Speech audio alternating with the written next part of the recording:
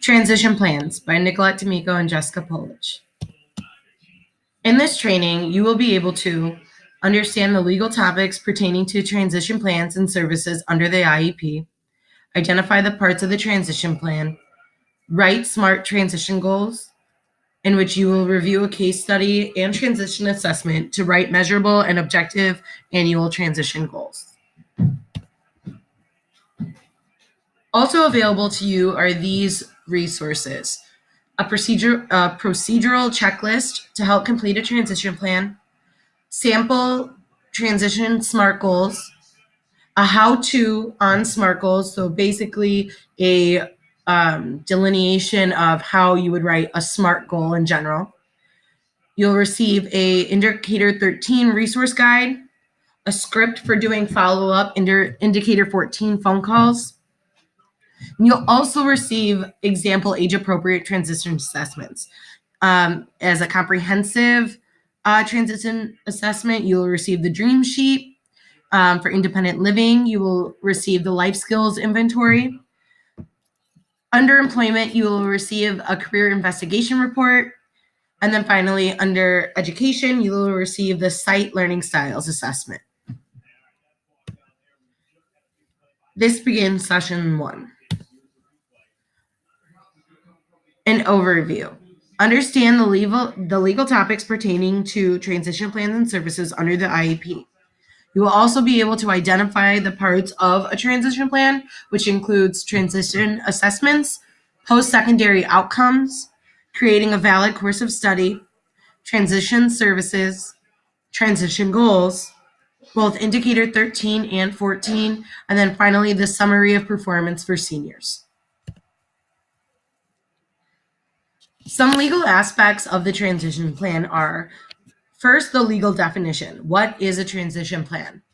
The term transition services means a coordinated set of activities for a child with disabilities that is 1, designed to be results-oriented, 2, is based off the individual child's needs, and 3, includes instruction, related services, community experiences, the development of employment, and other post-school adult living objectives, and, when appropriate, the acquisition of daily living skills and functional vocational evaluation.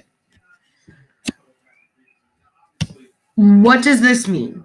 It means that transition services include planning for academic and functional success post-high school and education, vocation, employment, adult services, independent living, and community participation. Using the child's needs to develop a plan aligned to their strengths and interests. You will also review daily classroom instruction, related services, and their community. It also develops employment and independent living goals, as well as education if appropriate. You can also include training goals if a student will require extensive training post-high school. These transition plans can span into daily living schools and functional vocational skills if appropriate. Transition services are all-encompassing to ensure that the student is successful once they exit high school. There are some special education laws pertaining to transition plans. The Individuals with Disabilities Education Act, or IDEA, first adopted in 1990, requires a transition plan for all students with an IEP 16 years of age or older. ISBE, however, requires transition planning to begin when a child is 14 and a half years old. Usually, transition planning starts at the end of the 8th grade year and then will continue throughout the high school. Some case precedents related to transition planning is 1, Yankton School District versus Schramm, the 8th Circuit Court, circa 1996. The school district wanted to dismiss the student at the end of 9th grade from special ed, but the parents were not in agreement. There were many modifications and support that the school did not write down in the student's IEP. This case resulted in the school district having to continue special ed services to the 18-year-old student per IDEA. Additionally, there were 2 due process suits filed against the Mason City Community School District in Iowa in 1994 for failure to provide transition services to their students. The school did not give transition services and thusly resulted in the student not being able to graduate from high school. They were not given the supports they needed and therefore could not graduate. Because they could not graduate, this required the school to provide additional vocational programs, which was an extra step. Had they had just provided transition services as legally mandated, they would not have had to provide additional vocational programs, and the student would have been able to graduate from high school as planned. Transition plans are required. They are not an optional provision of the IEP, but once a student is 14 and a half, as determined by ISB, they need to have a transition plan. The ultimate responsibility for providing transition services rests with the school district or the state education agency, or SEA, if the district fails. There is no provision for a waiver of this requirement.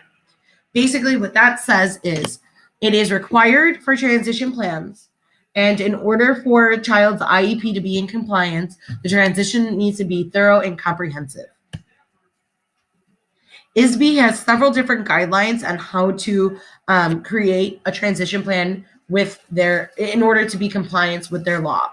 First, they start at 14 and a half, not 16 as federal law mandates. Additionally, you need to use age-appropriate transition assessments. Goals must be measurable. You need to identify the transition services the student will need. You will write a course of study demonstrating what the student will take throughout high school and how it will help them in relation to their post-secondary outcomes. And you will also write annual IEP goals. Finally, at the end of a student's high school career, you will coordinate services with adult agencies to help them be successful post-secondary.